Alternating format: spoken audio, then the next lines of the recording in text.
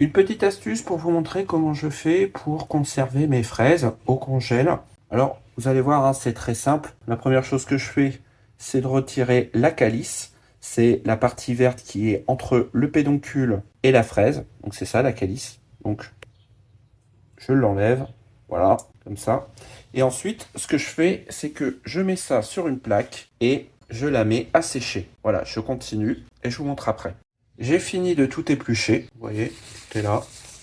C'est la récolte de ce matin. Et ce que je vais faire, c'est que je vais sécher le dessus des fraises. Et après, je vais retirer le sopalin. Car l'humidité, c'est vraiment l'ennemi des fraises. D'ailleurs, tous les aliments, quand vous les mettez au congèle.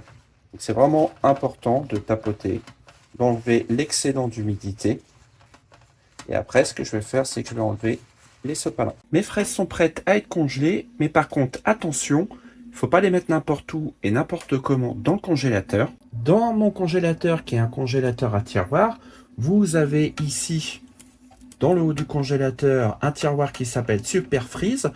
En fait, c'est celui qui est utilisé pour congeler directement les aliments au plus vite. C'est celui qu'on va utiliser.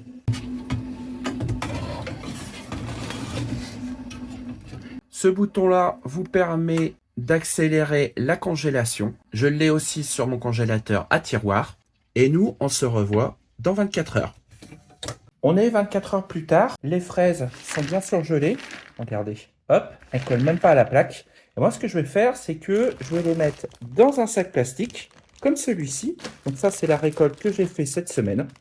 Donc il y en a pas mal. Vous voyez, il n'y en a aucune qui colle et il n'y en a aucune qui a du givre dessus. Si vous voulez les conserver beaucoup plus longtemps, ce que vous pouvez faire, c'est les mettre sous vide. Maintenant qu'elles sont sous cette forme-là, vous voyez, elles ne collent pas entre elles, sous vide, vous allez pouvoir les conserver environ 2 ans.